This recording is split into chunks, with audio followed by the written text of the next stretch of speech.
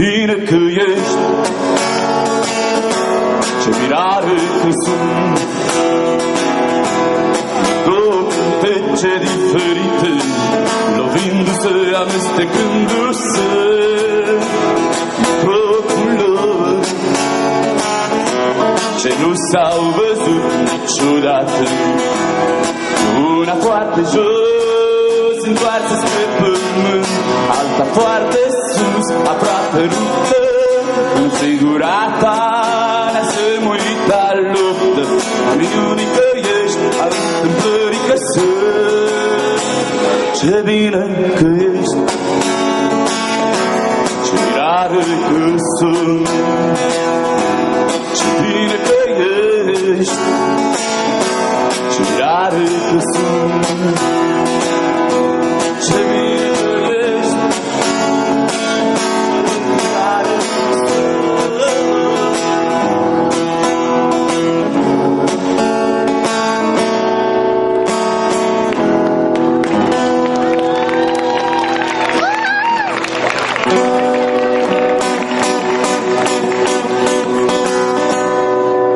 now another song performed by Tudor Gheorghe, very representative for Romania artist. I hope you'll enjoy it.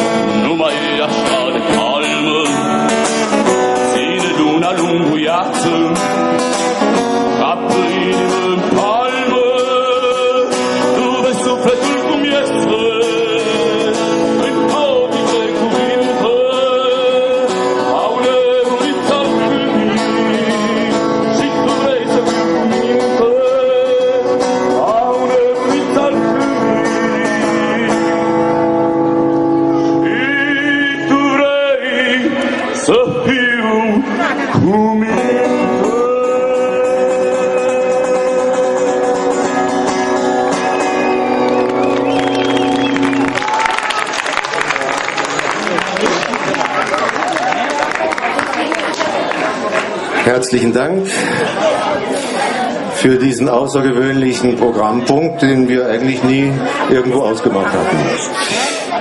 Nach Afghanistan. Jetzt ist Afghanistan. So, ich möchte Sie nochmal erinnern, dieser liebe Freund unten zeichnet die gesamte Vorstellung heute auf und ab morgen können Sie sie, ich sage es jetzt nochmal, im Internet unter www.ptv3.webs, also webs.com abrufen. Klicken Sie einfach auf PTVA und Sie kommen dann weiter. So, wo ist jetzt die Losefee? Meine Damen und Herren, ich erinnere Sie nochmal daran, was vorhin die Veranstalter gesagt haben. Es ist sehr, sehr wichtig, dass Sie sozusagen zur Weiterführung eines solchen Festes, ich nehme an, es hat Ihnen gefallen, bis jetzt, sonst wären Sie nicht da geblieben, damit die Veranstalter das weitermachen können, bitte kaufen Sie Lose. Das ist die einzige Chance, dass wir zu irgendwie ein paar Kröten kommen, um die Organisation weiterzuführen, damit wir nächstes Jahr wieder ein solches buntes und schönes Programm haben können. Ich schlage vor, unsere Losefee geht einfach mal durch. Wenn auch keins hat, zahlt, bitte. Ja, Sie zahlen keinen Eintritt, ist alles gratis, 2 Euro und der Fall hat sich. Gut, herzlichen Dank für Ihre Mitarbeit. So, ich darf Ihnen jetzt eine Gruppe ankündigen, die Gruppe Jamshid, unter der Leitung von Mahwash Gafurian, ein Mitglied des afghanischen Kulturvereins Afghanistan. Wir hören also jetzt typische afghanische und indische Musik.